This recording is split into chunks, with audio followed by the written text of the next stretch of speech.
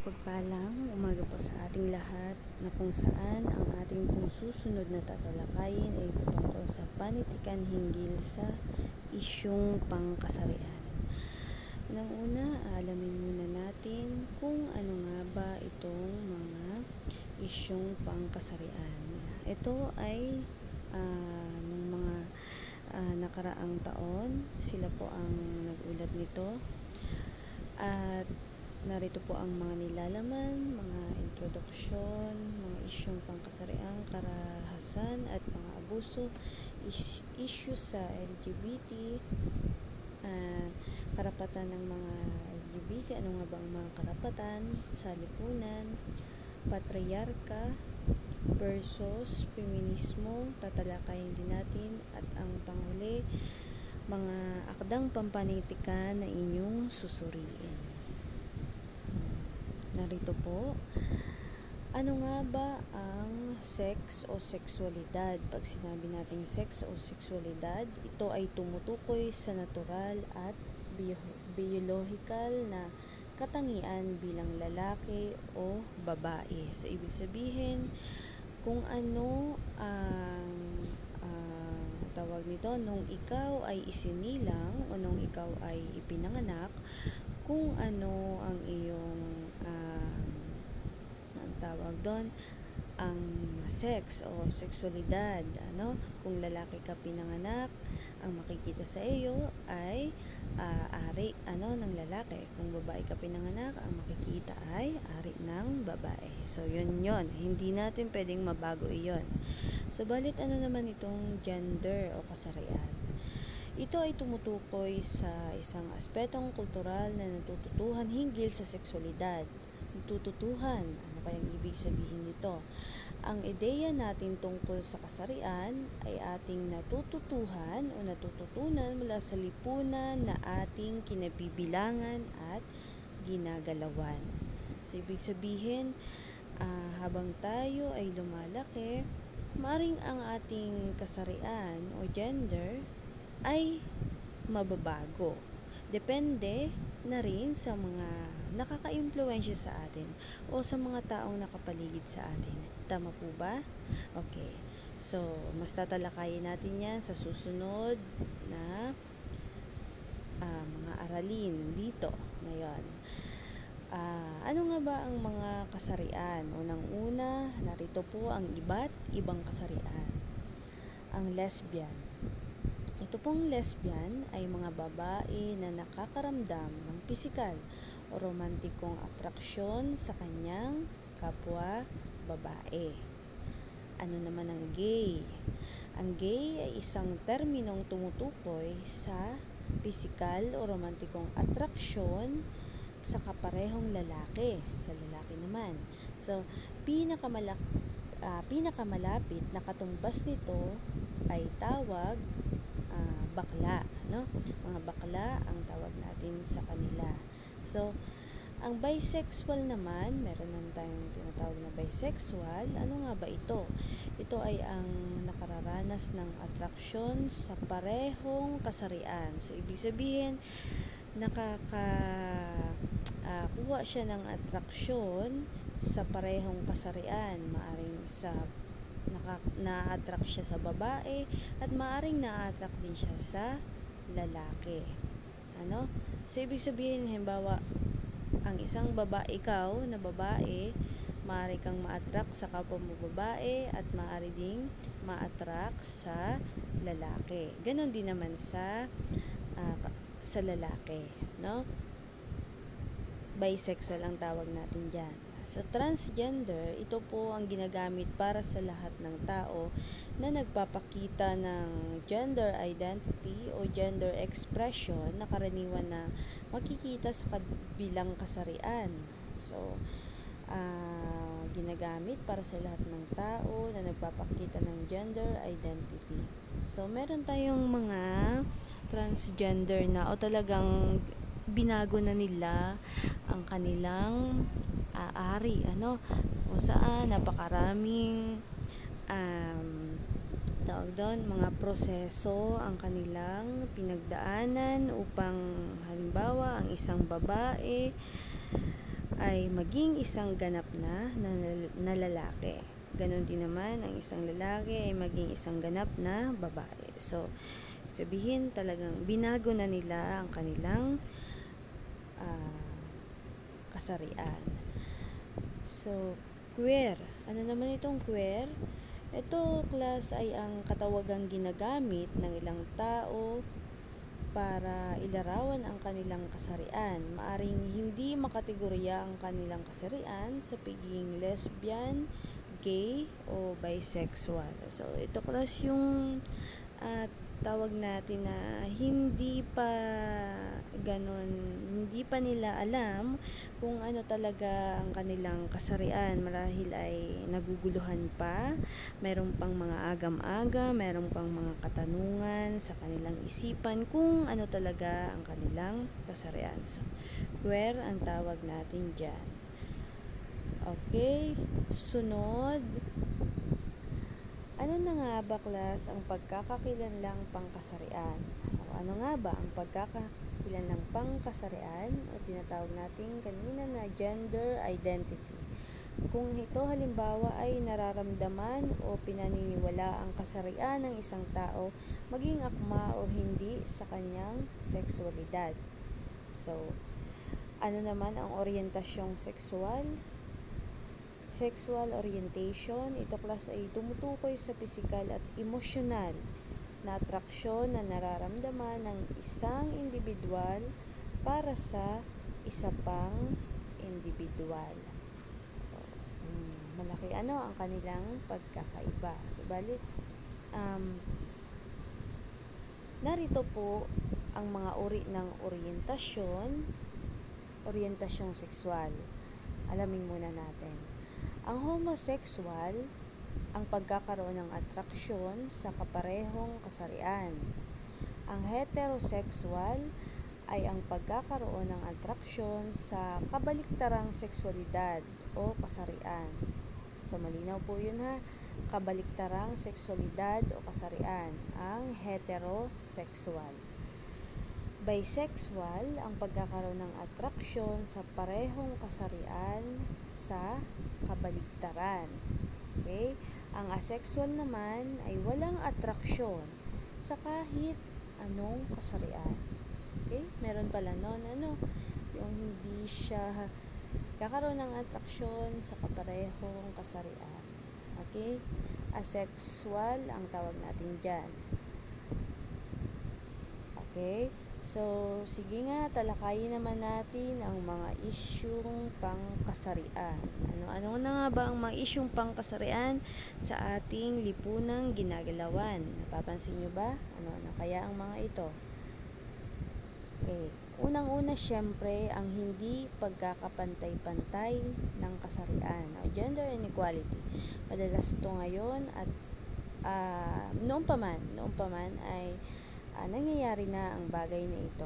Ang hindi pagkakapantay-pantay ng kasarian ay isang pangsosyal at pangkulturang kababalaghan kung saan mayroong diskriminasyon sa pagitan ng maraming tao batay sa kanilang kasarian. Karaniwan tungkol sa diskriminasyon sa pagitan ng kalalakihan at kababaihan. Okay?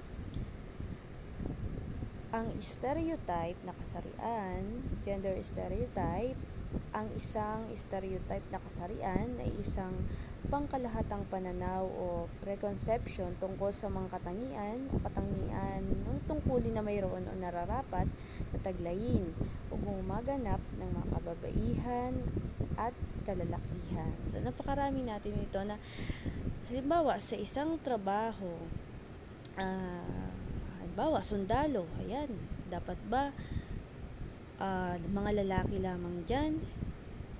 Halimbawa, sa teacher, dapat ba ay mga babae lamang ang nagtatrabaho dyan? So, yun po. At, yan, narito na ang diskriminasyon na ating sinasabi. Unang-una sa trabaho. Kasi ikaw, babae ka, ganito lang dapat ang iyong trabaho. Ikaw, lalaki. Alam nating malakas ang mga lalaki. Yan, kaya ganito dapat ang magiging trabaho.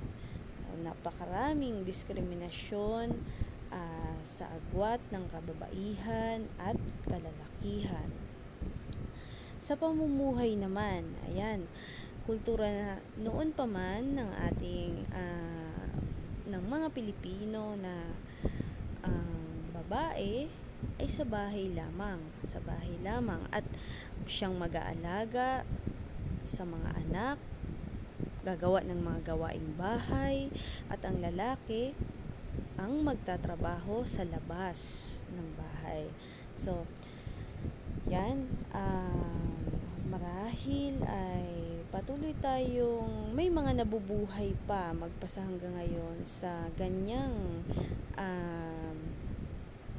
alituntunin o patakaran sa loob ng kanilang tahanan.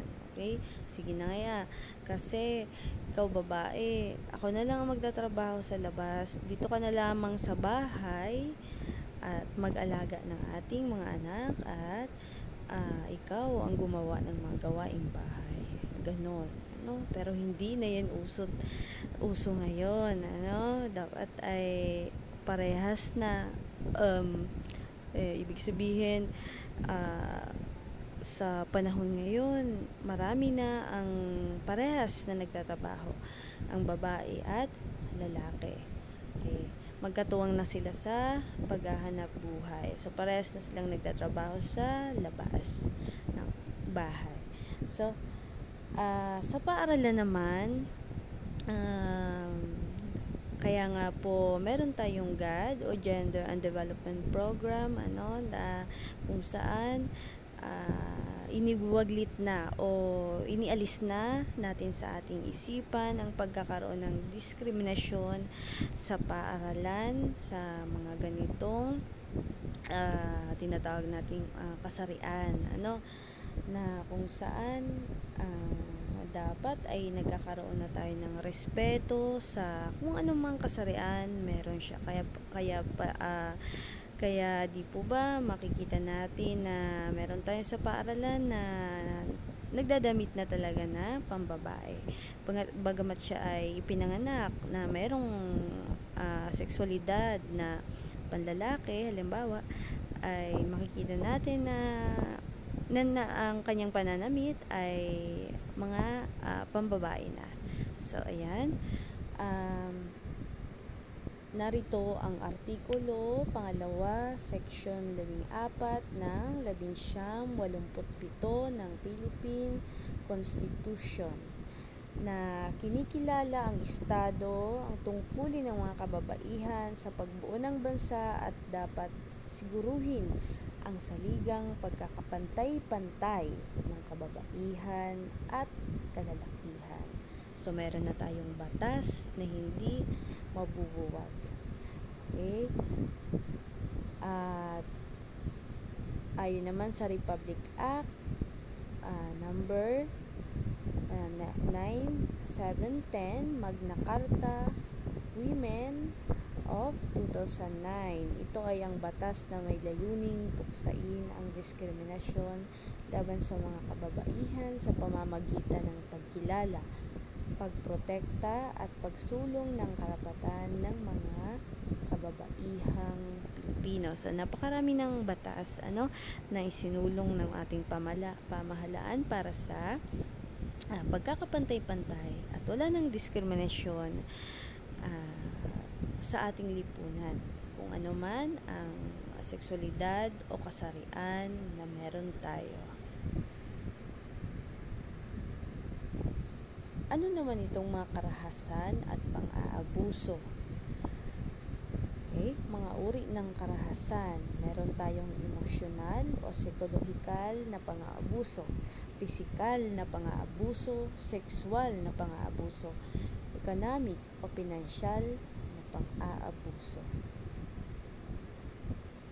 Ang emosyonal o psikolohikal na pang-aabuso ay isa itukla sa pinakamatinding pang-aabuso na nagaganap sa isang tao, Pananakot ng pagpapakamatay, pinapahiya, sobrang pag-iinsulto, madalas na pagmumura, stalking, paninigaw at iba pang pang-abusong pananalita na nagresulta sa depresyon at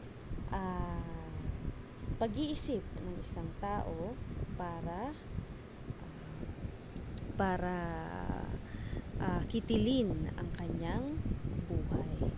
So, napakatindi, isa ito sa pinakamatinding nararamdaman o mararamdaman ng isang taong inaabuso ang kanyang emosyonal, no? Ano naman ang pisikal na pang-aabuso? Ito ay ang pangbubugbog, pananakit, pananampal, panununtok, panggugulpi, paninipa at pag-uuntog, lahat ng klase ng pisikal na sa ating katawan, nasaktan ang ating katawan, yun po ang tinatawag nating pisikal na pang-aabuso. Sabi nga, mas mabuti pa ang pisikal na pang-aabuso kaysa sa emosyonal na pang-aabuso, sapagkat ang pisikal ay magagamot natin. Subalit may mga pagkakataon na ang pisikal ay may kaugnayan din kumbaga magkasama yung dalawa, kasi pisikal na inabuso ka, daragdag na dito o durugtong na dito ang emosyonal, ating emosyonal na kumbaga hindi natin malilimutan ang pang-aabusong pisikal na iyon. So, yun po, sexual na pang-aabuso. Ito rin class, matindi din ito, pinakamatindi. Ito ay ang pamimilit gumawa ng mga sexual na bagay, pamboboso, pangbabastos, pangahalay, pamimilit manood ng mga X-rated na pelikula, pambubugaw sa asawa. So, yan po. Ibig sabihin, kahit pa may mag-asawa tapos ayaw ng babae na makipagtalik, ay masasabi nating pamimilit ang ginagawa ng isang lalaki. So, masasabi natin yon ay sexual na pang-aabuso. So, lahat ng klase ng mga bagay na tayo ay pinilit o hindi natin gusto ang nangyari, ay masasabi natin sexual na pang-aabuso ang bagay na iyon. So, ano naman itong economic o pinansyal na pang-aabuso? Di pinapayagang magtrabaho ang babae nang walang sapat na dahilan. Di sinusuportahan ang babae at mga anak. So, malinaw po ang economic o pinansyal na pang-aabuso, kung saan di pinapayagang magtrabaho ang isang babae na walang sapat na dahilan. So, sabihin ng asawa, bakit ka pa magtatrabaho? Kayang-kaya ko naman kayong buhayin, no? So, di siya pinapayagan. At di sinusuportahan ang babae at mga anak. So, may mga lalaki na pagkatapos ng lahat ay hindi nasusuporta sa kanilang anak o mga anak. Hindi na sinusuportahan. So, wala na. Naiwan sa babae ang lahat ng tawag doon, lahat ng mga bagay na para buhayin ang kanilang anak. So, meron naman tayong na ngayon, Republic Act number 7877 na an act declaring sexual harassment unlawful in the employment, education, or training environment and for other purposes. So, kilala ito class bilang Anti-Sexual Harassment Act of 1995. Ang Republic Act 7877 ay nag-uutos na ang mga empleyo o ang pinuno ng kapaligiran ng institusyong may kaugnayan sa trabaho, edukasyon o pagsasanay o institusyon ay mga tungkulin sa pagtitiyak sa pagpapatupad ng batas na ito. So, ang ibig sabihin ay dapat silang magbigay ng mga pamamaraan para sa paglutas, pag-aayos o pag-usig ng mga gawaing sexual na panliligalig. Yan ang ating Republic Act number 7877. At ang Republic Act 9262 naman, the Anti-Violence Against Women and Their Children Act of 2004. Yan, ito ay isang batas na naglalayong tugunan ang pagpalaganap ng karahasan laban sa kababaihan at kanilang mga anak ng kanilang mga matalik na kasosyo tulad ng kanilang asawa o dating asawa, live-in partner o dating live-in partner, boyfriend o girlfriend o ex-boyfriend, ex-girlfriend, dating partner o dating partner. Okay. Ayan po ang mga protection order.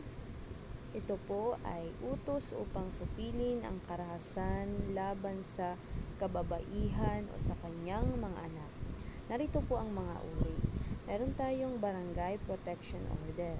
Pangalawa, Temporary Protection Order. Pangatlo, Permanent Protection Order na kung saan may proseso. Ano po, ang bawat kung meron man tayong mga kaso, syempre, dadako muna tayo sa pinakamababa. Doon muna tayo sa barangay. Ayan. Mga issues sa LGBTQ+. Okay? Ano-ano na nga ba ang mga issue? Sugi Bill. Ito ay ang sexual na oryentasyon at pagpapahayag ng pagkilala sa kasarian. Tinatawag din itong Anti-Discrimination Bill. Ang panukalang batas na ito ay ipinilalabas ng Philippine Congress upang mabigyan ng anumang mga kilos sa diskriminasyong ito ay nag-uugnay sa pang-ekonomiya o pampublikong akomodasyon laban sa mamamayan batay sa bias ng kasarian. Same-sex marriage. So, hindi pa rin ito legal sa ating bansa.